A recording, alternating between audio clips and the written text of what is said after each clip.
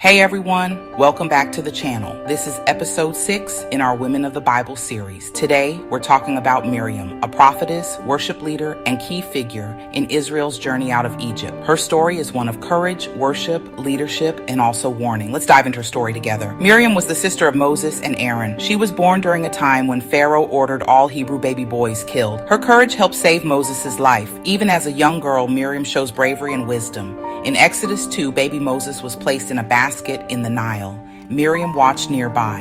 When Pharaoh's daughter found Moses, Miriam stepped forward. "Shall I go and get one of the Hebrew women to nurse the baby for you?" Pharaoh Dar Arasar her daughter agreed, and Moses' own mother got to care for him.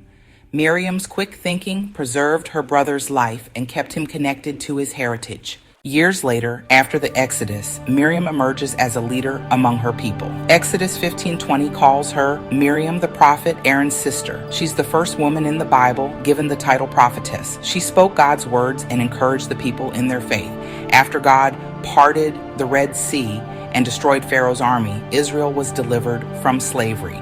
Miriam led the women in a victory song and dance.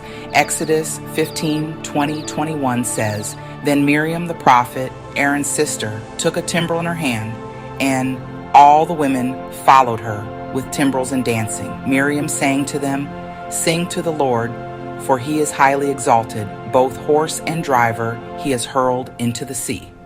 Miriam was a worship leader. She led others to praise God for his mighty deliverance. Her song is one of the oldest recorded hymns in Scripture, a moment of pure celebration and faith.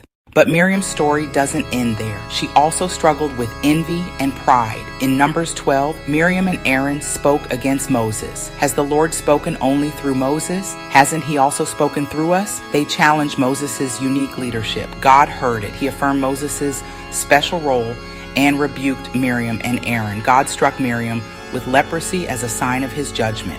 Aaron pleaded for her. Moses prayed for her healing.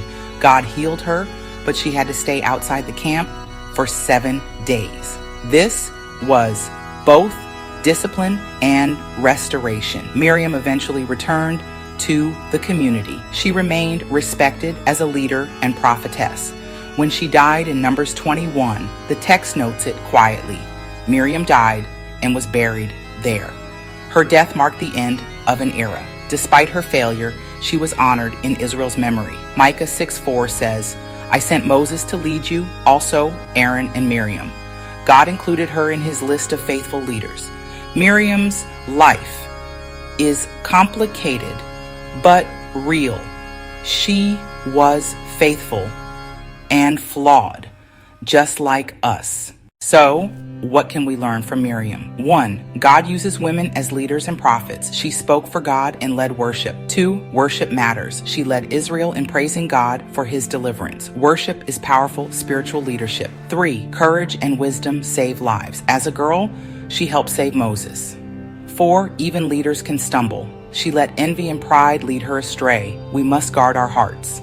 5. God disciplines but also restores. God corrected her, but didn't reject her. 6. Your legacy isn't defined by one failure.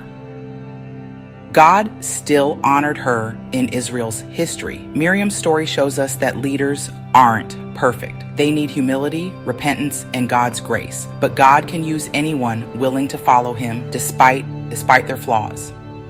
If this episode encouraged you, please give it a thumbs up.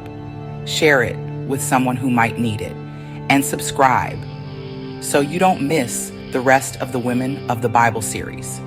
Comment below what stands out to you in Miriam's story. How does it speak to you? Thanks for watching. Stay faithful. God bless you. See you next time as we keep exploring Women of the Bible.